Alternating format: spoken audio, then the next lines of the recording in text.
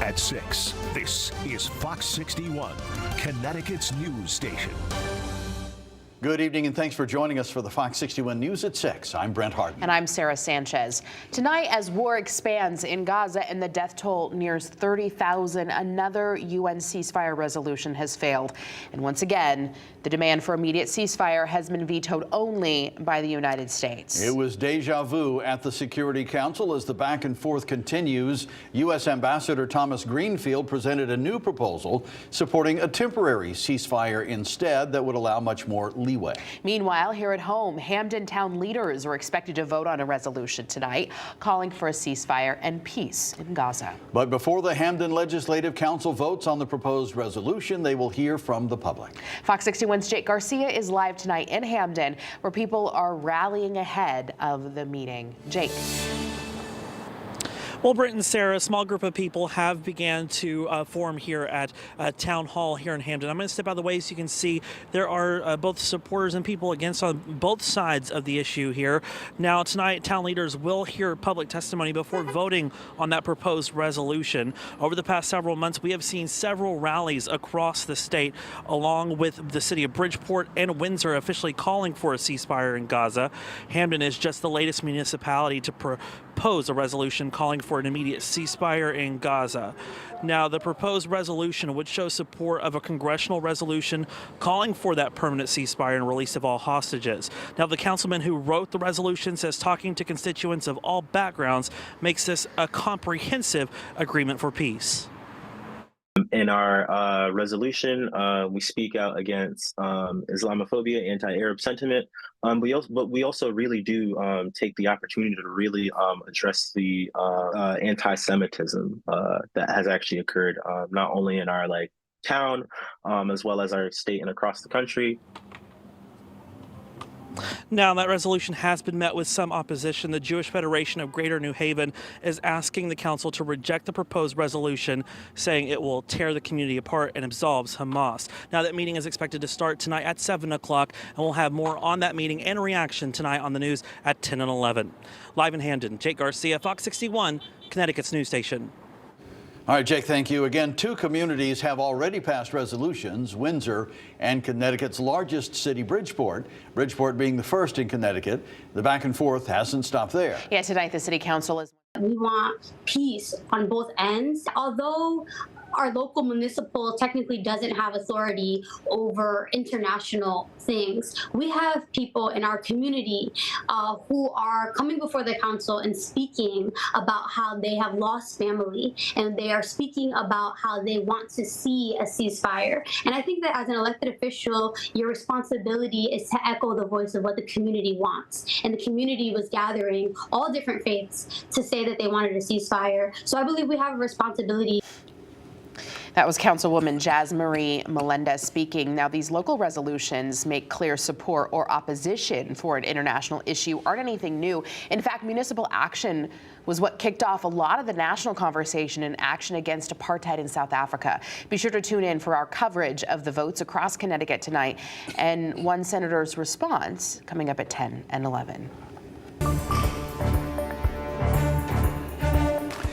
Governor Ned Lamont endorsing Mayor Joe Ganim for Bridgeport mayor today. This comes ahead of the city's mayoral election set for 1 week from today. In a statement, the governor says, "I think the people of Bridgeport would be well served to send him back for another 4 years."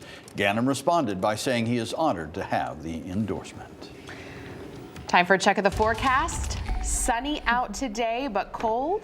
And getting a little warmer from here, a little dip, but I'm kind of looking forward to next week. It's not often you say I can't wait for Monday, but it's going to feel Here nice. we are. Rachel Frank joining us now, Rach. Yeah, we do have some much warmer temperatures on the way, so get a good look at the winter landscape that is surrounding you right now. It won't be there for too much longer. In the meantime, though, it was cold out there this morning. We started off with low temperatures in the single digits for Willington, Winsted, Summers, and teens for most of the rest of the state. We are in for another cold night ahead before temperatures slowly start to tick up. 33 right now for the New Haven area. It's 34 in Hartford, and we're looking at some 20s out there from Waterbury up through Torrington.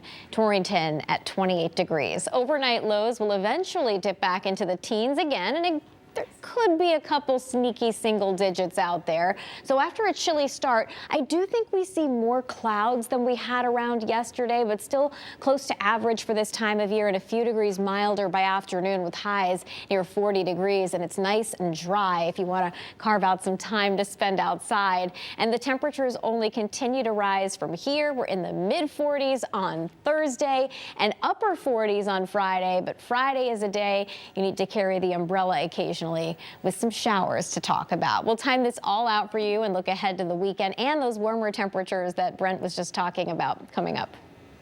All right, Rachel, thank you. It was a busy day at the state capitol today as lawmakers heard hundreds of public comments about a new measure to expand eviction protections to all renters in Connecticut. Fox 61 political reporter Emma Wolfhorst was at the hearing and spoke with those testifying. Emma. Sarah, Brent, there was a lot of emotion from those both in support and against this proposal today as lawmakers went back and forth for hours with those giving public comment about a bill to prohibit no-fault evictions. Homelessness in this state is growing rapidly. A housing crisis in Connecticut and across the country. Now advocates are pushing for legislation they say will help. I know it doesn't matter how well I've taken care of the place or how much rent I've paid over the years. I could lose the home I love on a whim. Renters and housing advocates are lobbying for a bill to protect tenants from being pushed out of their apartments. Right now, only those 62 and older and people with a disability are protected from no-fault evictions. We're talking about people's lives. Tuesday, this bill had a public hearing in the legislature's Housing Committee, causing some pushback and heated debate. So landlords I know are not going to kick people out that are good tenants that take care of the property and pay the rent. That's why they're in business. So then, that sounds like you do support Just Cause then. Well, I don't support the government interjecting itself into common sense, which is a landlord is in business to make money. So a tenant that is reliable, that pays their bill, that keeps the property clean, why would they be evicting them?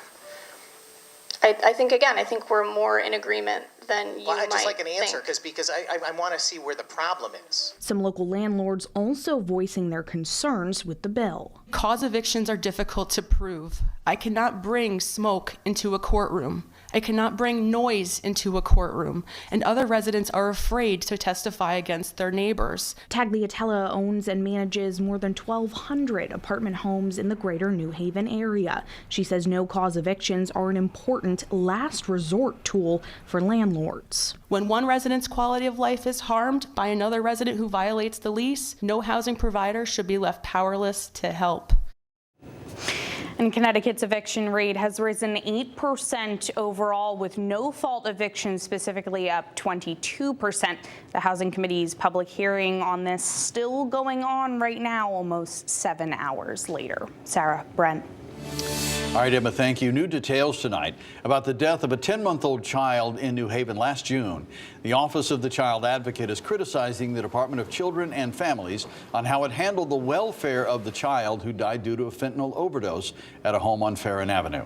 The agency says DCF knew Marcelo Meadows' mother, Alexandra Polino, was a drug user with multiple drug-related arrests and deemed the children in the home were safe about 3 weeks before Meadows' death. DCF says they acknowledge the findings and are reviewing recommendations to improve the safety and well-being of the children they serve. State police are looking to identify a person of interest in a bail scam investigation. Take a look at the photo of the person police are looking for here. They say he's part of the scam that begins by calling a family member, telling them a relative is in custody because they were involved in a car crash and they needed to be bailed out. This person allegedly shows up to collect the money. State police say this scam has happened in both East Haddam and Summers over the past week. Call state police if you recognize the man. Now on day 24 of the Michelle Troconis trial, the state is getting ready to wrap up its case, but not before they finished showing the jury the last interview police had with Troconis. Fox 61's Julia LeBlanc has the latest. You have to think about how the whole story is going to sound to 12 people sitting in the jury box. August 13th, 2019, for the third time, John Kimball, the lead detective in the investigation into the disappearance of Jennifer Farber-Dulos, was in the interview room with Michelle Troconis, a time Kimball says her answers started to change. I'm trying my best. If I remember something that I haven't said, I will tell you. In court Tuesday, prosecutors stopped the nearly 4-hour video to point out those discrepancies. Did the defendant indicate during that interview whether or not Mr. Dulos had told her what to say or whether or not he had any input into her timeline? She did indicate whether or not he had said. And what did she say about that? She said he had not. Troconis tells police her then-boyfriend, Fotis Dulos, told her what to write in her timeline, recalling what they did the day Jennifer went missing.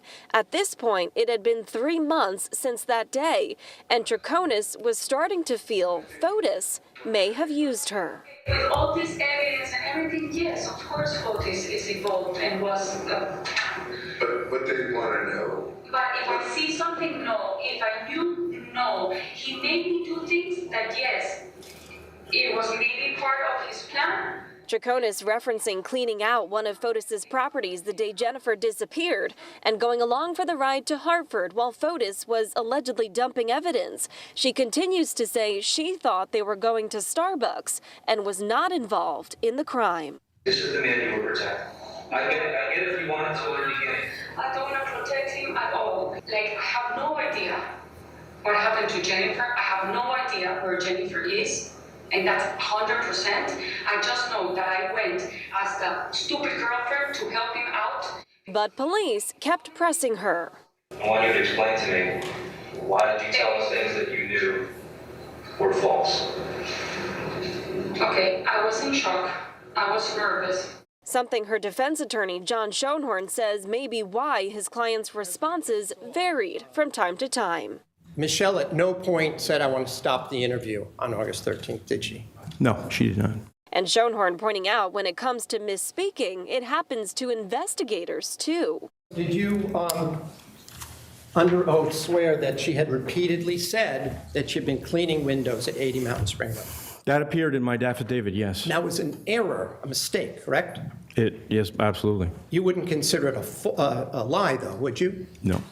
Court will start early tomorrow morning at 9:30 to take up a motion. Then the state plans on calling its last witness, who the defense says is Gloria Farber, Jennifer's mom. We're here in Stamford. Julia LeBlanc, Fox 61, Connecticut's news station.